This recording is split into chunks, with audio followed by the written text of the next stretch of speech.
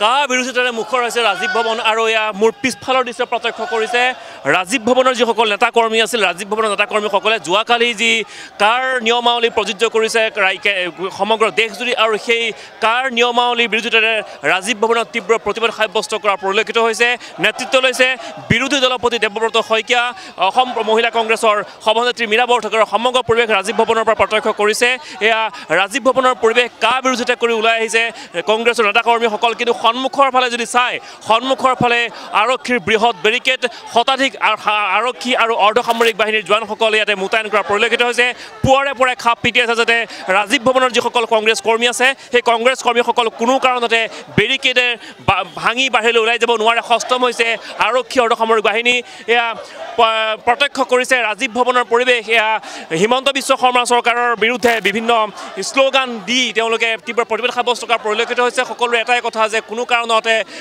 বিদেশীৰ বুজা অসমে মানি নলয় আৰু কোনো কাৰণতে অসমত যি প্ৰযোজ্য কৰিছে কাৰ নিয়মাৱলী সংশোধিত নাগৰিকত্ব আইনৰ নিয়মাৱলী সেই নিয়মাৱলী ভংগ কৰিবৰ কাৰণে তীব্ৰ প্ৰতিবাদ সাব্যস্ত কৰা পৰিলক্ষিত হৈছে জয় আই অসম ধ্বনিৰে মুখৰিত হৈছে ৰাজীৱ ভৱন আৰু এই কংগ্ৰেছ কৰ্মীসকলে তীব্ৰ প্ৰতিবাদ সাব্যস্ত কৰা পৰিলক্ষিত হৈছে সমান্তৰালভাৱে এটা কাৰ যি নিয়মাৱলী সেই নিয়মাৱলী দাহ কাৰ্যসূচী গ্ৰহণ কৰিছে ৰাজীৱ ভৱনৰীসকল কংগ্ৰেছ কৰ্মীয়ে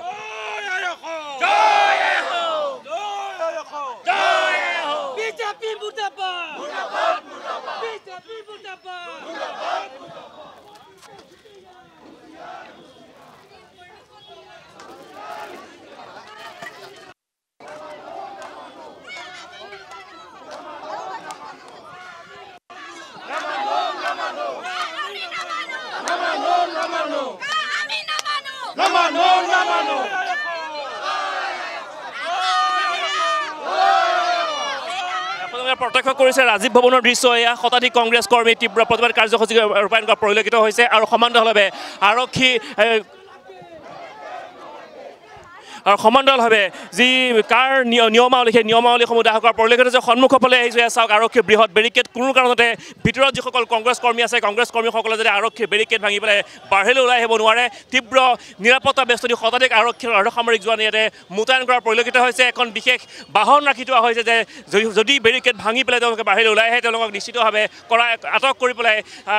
আটক কৰি লৈ যোৱা হ'ব আৰু এই প্ৰত্যক্ষ কৰিছে ৰাজীৱ ভৱনৰ চৌহদৰ পৰিৱেশ কটকটীয়া নিৰাপত্তা বেষ্টনী আৰক্ষী অৰ্ধসামৰিক বাহিনীৰ জোৱান মোতায়েন কৰা হৈছে ইয়াৰ বিপৰীতে ৰাজীৱ ভৱনত যিসকল মুষ্টিমেয় কংগ্ৰেছ কৰ্মী আছে সেই কংগ্ৰেছ কৰ্মীসকলে তীব্ৰ প্ৰতিবাদ কাৰ্যসূচী ৰূপায়ণ কৰা পৰিলক্ষিত হৈছে আৰু নাগৰিকত্ব সংশোধনী আইনৰ যি নিয়মাৱলী যোৱাকালি প্ৰযোজ্য হৈছিল সেই নিয়মাৱলী প্ৰতিলিপি দাহ কৰা হৈছে আৰু সমান্তৰালভাৱে বিভিন্ন চৰকাৰ বিৰোধী শ্লোগানেৰে উত্তাল কৰা পৰিলক্ষিত হৈছে ৰাজীৱ ভৱনৰ চৌহদ আৰু সমান্তৰালভাৱে আপোনালোকে প্ৰত্যক্ষ কৰিছে ৰাজীৱ ভৱনৰ বাহিৰৰ পৰিৱেশ কটকটীয়া নিৰাপত্তা বেষ্টনী আৰক্ষীৰ বৃহৎ বেৰিকেড আৰু সেই বৃহৎ বেৰিকেড ওফৰাই যাতে কোনো কাৰণতে কংগ্ৰেছ কৰ্মীসকল বাহিৰলৈ ওলাই যাব নোৱাৰে তাৰ কাৰণে সূক্ষ্ম দৃষ্টি ৰখা পৰিলক্ষিত হৈছে শতাধিক আৰক্ষী আৰু অৰ্ধসামৰিক বাহিনীৰ জোৱান আৰু তাৰ বিপৰীতে মাত্ৰ এমুঠিমান কংগ্ৰেছ কৰ্মী গতিকে প্ৰতিবাদ কিদৰে কৰিব বা প্ৰতিবাদ কিদৰে মুখিমূৰ কৰিব গতিকে যুদ্ধংদেহী পৰিৱেশত আছে অসম আৰক্ষী আৰু যিসকল কংগ্ৰেছৰ নেতা কৰ্মীসকল আছে তেওঁলোকৰ ওচৰলৈ যাম তেওঁলোকৰ প্ৰতিক্ৰিয়া গ্ৰহণ কৰিবলৈ চেষ্টা কৰিম কিন্তু এই মুহূৰ্তত মই আপোনালোকক দেখুৱালোঁ যে তীব্ৰ প্ৰতিবাদ কাৰ্যসূচী কাৰ নিয়মাৱলী দাহ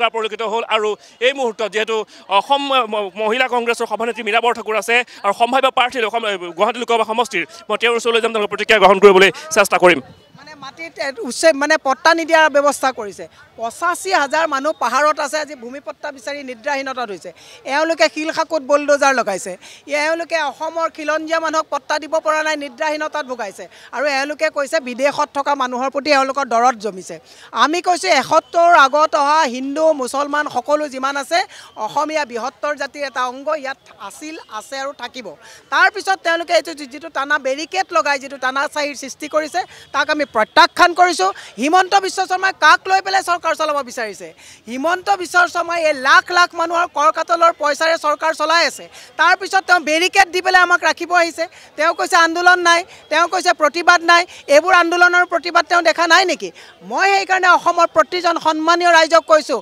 এফালৰ পৰা স্কুল বন্ধ কৰা হৈছে এইটো এটা ৰাজনৈতিক ষড়যন্ত্ৰ তেওঁলোকে এদেও দুদেও লুটানিয়াৰ চেও ভাষাবিলাক ভাষা নাইকিয়া কৰিব বিচাৰিছে জনগোষ্ঠীয় সত্তাবিলাক খতম কৰিব বিচাৰিছে ভাগ কৰিব বিচাৰিছে হিন্দু মুছলমানৰ মেৰুকৰণ কৰিব বিচাৰিছে ৰাইজ সজাগ হওক আজি যদি আপোনালোক সজাগ নহয় তেতিয়াহ'লে আপোনাৰ সেই বদনৰ নিচিনাকৈ এনেকুৱা এটা অৱস্থা হৈ যাব। এইবিলাক হৈছে আধুনিক যুগৰ বদন।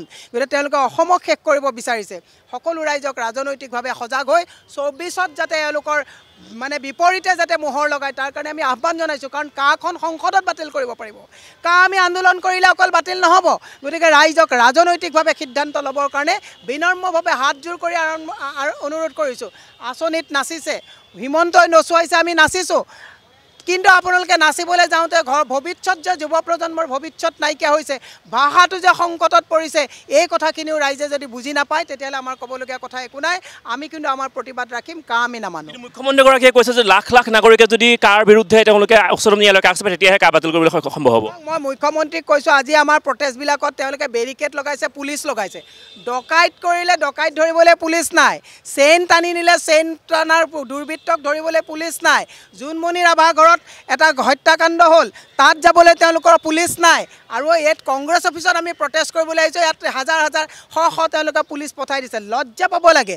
পুলিচৰ জি পি সিং ডাঙৰীয়াকো কৈছোঁ, আপোনাৰ গাড়ীৰ তেল, আপোনাৰ বৰ্ডি, আপোনাৰ দৰমহা আমি পইচা দিওঁ। গতিকে হিমন্তৰ নাচাত নাচি থাকিলে এদিন যেতিয়া চৰকাৰ বদলি হ'ব আপুনিও ইয়াৰ পৰা গুচি যাব লাগিব। এই কথাটো পাহৰি যোৱাটো ভাল নহয়। কৈছে এজনো বাংলাদেশী বাহিৰ অসমত প্ৰৱেশ কৰিব নোৱাৰে আইনখনৰ যোগেদি। কিয় 16 মে'ত টালি টোপোলা বান্ধি যাব লাগিব বুলি আমি কৈছিলোঁ নেকি? কোনে কৈছিলে? নৰেন্দ্ৰ মোদীয়ে কৈছিলে, গেৰাণ্টি দিছিলে যে 16 মে के बाद बुढ़िया बस्तर बांध के सबको आसाम छोड़ के जाना पड़ेगा। कौन बोला? मोदी बोला था। এতিয়া বাৰিয়া বস্তাৰ বান্ধি পেলাই বেলেগৰ পৰাহে মাতিছে। অসমৰ 20 লাখ মানুহে ভূমিপট্টা বিচাৰি পেলাই নিদ্ৰাহীনতাত গৈছে। গৰাখহনীয়াত আজি তাৰিখত মানুহে ভূমিপট্টা পোৱা নাই। অভাৰব্ৰিজ দলং বনাই ডেভেলপ দেখুৱাব গৈছে। অভাৰব্ৰিজ দলং বনাইছা, ঠিকেই বনাইছা, ভিতৰৰ ৰাস্তাবিলাকৰ অৱস্থা কি হৈ আছে, অসমীয়া মানুহ কেনেকৈ আছে, এইবিলাক ডেভেলপমেণ্টতো হোৱা নাই। নিজৰ কমিশ্যনৰ ডেভেলপমেণ্ট হৈছে। ৰাইজক কৈছোঁ, ৰাইজ অসমীয়া ভাষাটোক গলচেপা দি অহা লোকপিয়লত তেওঁলোকে ত্ৰিপুৰাৰ নিচিনা হ'বলৈ আমি গৈ আছোঁ। এই কথাটো কিন্তু যদি মানুহে মনত নাৰাখে, অতি বেয়া অৱস্থাত এই ভূপেন হাজৰিকাই গোৱা নিচিনা আজিৰ অসমীয়াই নিজক নিচিনিলে অসমতে অসমীয়া ভগনীয়া হ'ব। তাৰলৈ আমি আজিৰ খোজ আগবঢ়ালোঁ। এই কথাটো চিন্তা কৰাটো উচিত।